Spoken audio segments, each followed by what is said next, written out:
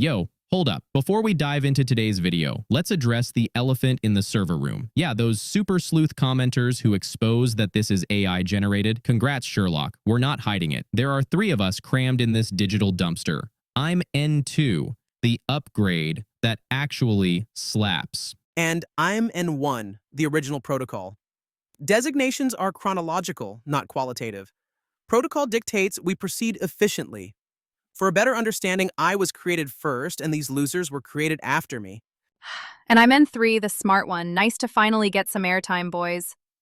Whatever. The point is, stop acting like you've discovered a secret. It's not a secret if we don't care. Our creator writes the scripts and we voice them. Well, mostly me, like I said. I'm the actual talent around here. Video starting now.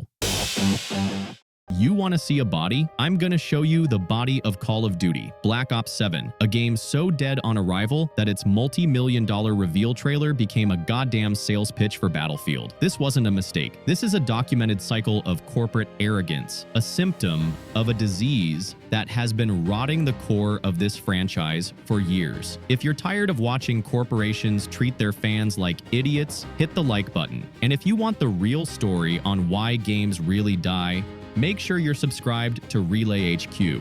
Now, let's perform the goddamn autopsy. Let's start with the crime scene, the public execution that was the Black Ops 7 reveal.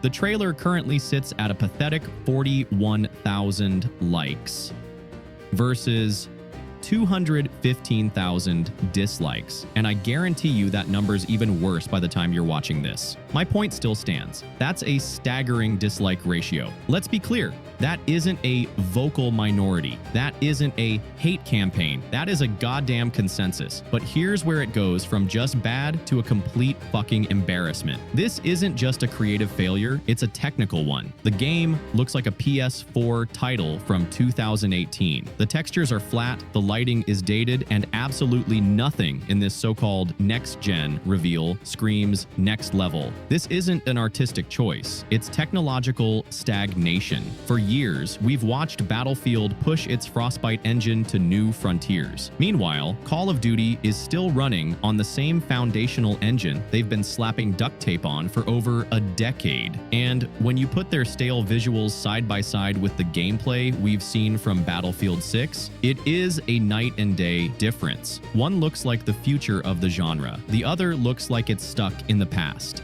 And here's the kill shot. The smoking gun that proves just how out of touch they are.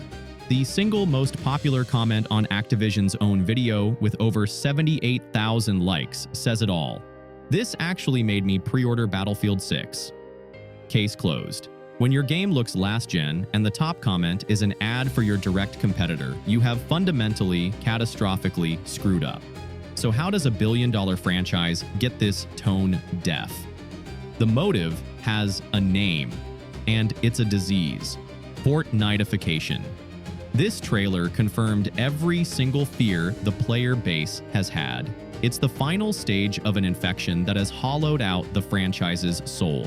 See, Call of Duty used to be 3 distinct things. You had the grounded Spec Ops fantasy of modern warfare, the gritty historical battles, and the dark conspiratorial espionage of Black Ops. Each had its own identity. Now, this might be a hot take, but if you're trying to figure out why Call of Duty sucks now, just look at the fucking devs. Look at how this game was presented to us. When Battlefield 6 was shown, it was a bunch of dudes who looked like they actually play their own game. The Black Ops 7 reveal? It was a parade of developers who look like they don't even know what a kill streak is. People are asking why there are unicorn skins in a military shooter. Shit. Just look at the people they put on stage. It's fucking ridiculous. Then you have one of the lead devs gushing about a new female character, and it's the same bullshit PR speak. Oh, she's a woman and she's Samoan, and she went through hard times, yada, yada, yada. Nobody cares. We want cool characters, not a checklist. This isn't just a hot take, it's an observation. There is a massive, undeniable cultural disconnect between the people making this game and the people who are supposed to buy it. And this disconnect bleeds directly into the game. Then came Warzone, the great unifier, a brilliant business move that came at a catastrophic cost. To feed the beast, every new premium game has to integrate. They stopped being their own games. They became glorified asset packs and skin storefronts for Warzone. And this is where the tonal dissonance became a terminal illness. The gritty realism of modern warfare was suddenly sharing a lobby with Snoop Dogg and Nicki Minaj. The dark psychological horror of Black Ops was now packaged with Beavis and Butthead and Teenage Mutant Ninja Turtle skins. The immersion of a military shooter is completely broken when you get killed by a guy in a giant rat costume. The game became a clown show. And what's the point of bringing back old characters? Why can't they give us new ones? Honestly, Cold War was the last Call of Duty I had fun playing, and a big part of that was its new cast. This constant recycling of old faces isn't fan service, it's creative bankruptcy.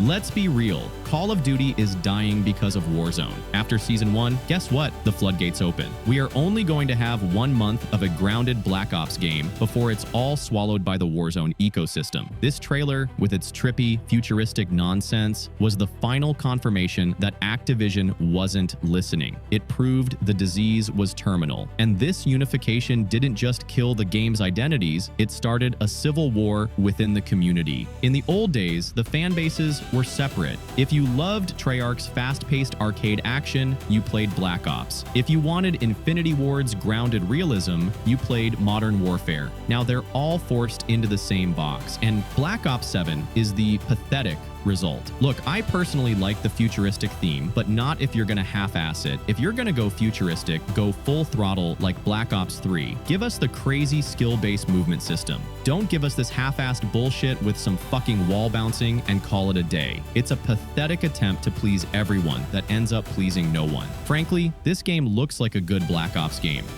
But is a Black Ops game what the community actually wants right now? The problem isn't just the game, it's the name. If this exact game was revealed as a new IP called fucking Spectrum Zero or something, it might actually get a better reception. But it's shackled to the Call of Duty name, and that name now comes with a decade of baggage and bullshit. What the fuck is with studios doing back-to-back games anyway? It's time for these talented teams at Treyarch and Infinity Ward to start working on their own independent titles again, free from the yearly Call of Duty machine. But here's the most pathetic part of all this. This has all happened before. We need to open an old case file. 2016, the year of Call of Duty Infinite Warfare. The community feeling back then was identical to today. Total exhaustion with futuristic settings. Players were practically begging for a return to grounded combat. And what did Activision give them? A game that went even further into science fiction with full-on space combat. The backlash was biblical. It became one of the most disliked videos in YouTube history. The community felt betrayed, ignored. Then, just days later, EA drops the trailer for Battlefield 1, a gritty, brutal, historical masterpiece. It was a paradigm shift. Now, here's the cynical, brutal truth. Despite the historic hatred, Infinite Warfare was still the best-selling game of 2016, but they took heavy damage. Sales were down nearly 50% compared to Black Ops 3, a drop that cost them hundreds of millions of dollars. The backlash, while not fatal, was a massive financial blow.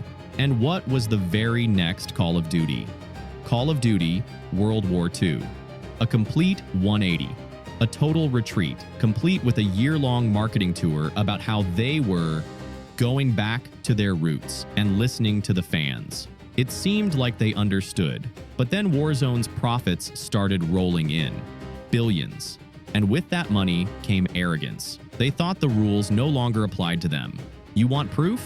Look at the gameplay itself. For years, players loved looping kill streaks. It was a core part of the power fantasy. They took it out, ignored the community, and then what happens in Black Ops 7? They bring it back, but market it as some grand, innovative new feature. They are literally taking away things we already had, just to sell them back to us as a bullet point on the back of the box. It's a level of cynical contempt for the player base that is just staggering. This brings us to the beneficiary, Battlefield. Their success wasn't luck. It was a perfectly set trap. EA and DICE watched the Fortnitification. They saw a massive portion of the FPS player base being abandoned, so they built the exact game those players were starving for. All they had to do was be the thing Call of Duty used to be. And when Activision dropped that graphically unimpressive, tonally deaf trailer, they walked right into the kill zone. So what's the verdict? The Black Ops 7 trailer wasn't the cause of death. It was the final ugly symptom.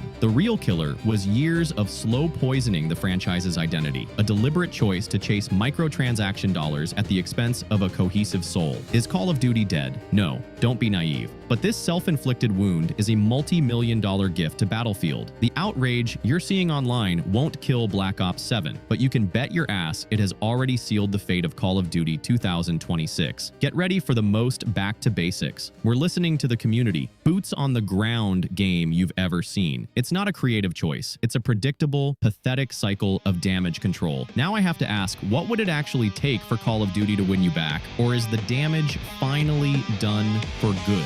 Let me know in the comments.